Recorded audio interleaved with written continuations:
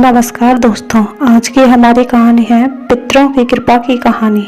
अगर आप सभी को कहानी पसंद आए तो प्लीज़ चैनल को सब्सक्राइब अवश्य करें एंड नोटिफिकेशन वार दबाएं ताकि आने वाली कहानी की नोटिफिकेशन आपको सबसे पहले मिल सके।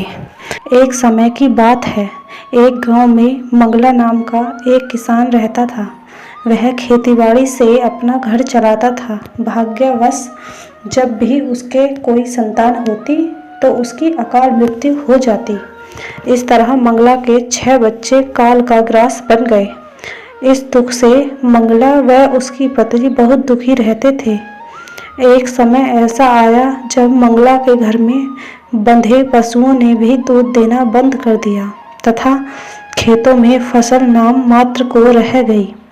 अपने ऊपर आते एक के बाद एक संकट से वह दोनों बहुत चिंता में रहते थे।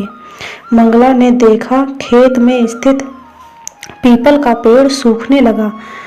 एक दिन वह दोनों पति पत्नी उस पीपल के पेड़ के नीचे बैठे अपने ऊपर आए इस दुख को और संकट की बात कर रहे थे।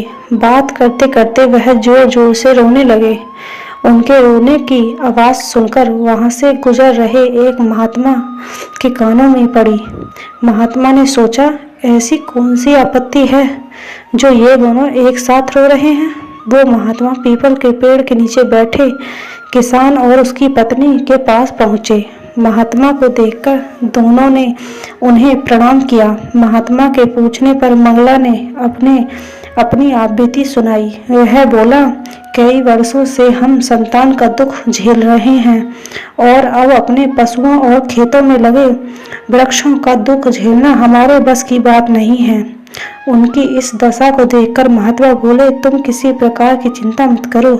तुम्हारे खेत में लगा यह पीपल का वृक्ष तुम्हारे सभी दुखों का नाश करेगा। आज के बाद तुम रविवार को छोड़कर अन्य 6 दिनों तक इस पीपल को दूध, जल और तिल से सींचना तथा संध्या के समय पीपल के नीचे तेल का दीपक जलाना और 7वें दिन यानी रविवार को पीपल के जल चढ़ाने की जगह दूध मिश्रित जल सूर्य भगवान को अर्पित करना। तुम्हारे ऊपर आया सारा संकट कट जाएगा। ऐसा कहकर वह महात्मा वहां से चले गए। मंगला ने महात्मा के कहे अनुसार अगले दिन से ही अपने खेत में स्थित पीपल को सींचना शुरू कर दिया और संध्या में वह पीपल के वृक्ष के नीचे तेल का दीपक जलाने लगा। देखते ही देखते मंगला के संकट कटने लगे और वह पीपल का वृक्ष फिर से हरा भरा हो गया। खेत में फसल भी लहराने लगी। पशुओं ने भी दूध देना शुरू कर दिया और 1 वर्ष बाद मंगला को पुत्र रतन की प्राप्ति हुई। दोनों पति पत्नी खुशी खुशी अपने पुत्र के साथ रहने लगे। उनके घर की दरिद्रता दूर हो गई। एक दिन मंगला को फिर से उन महात्मा के दर्शन हुए। मंगला और उसकी पत्नी अपने पुत्र सहित महात्मा को प्रणाम किया और कहा, प्रभु आपके आशीर्वाद से हमें संतान सहित सर्व सुख प्राप्त हुआ है।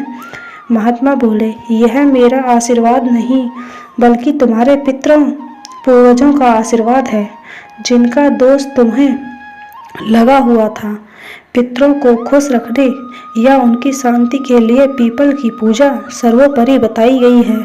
इसलिए हर मनुष्य को पितरों की शांति के लिए पीपल में जल अवश्य अर्पित करना चाहिए। ऐसा करने से पितृ प्रसन्न होते हैं और घर में हर तरह की खुशहाली बनी रहती है।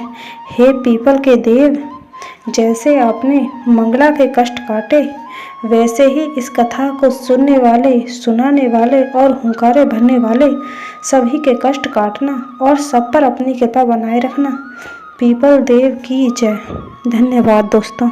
अगर आपको हमारी कहानी जरा भी पसंद आई हो तो चैनल को सब्सक्राइब करना ना भूलें।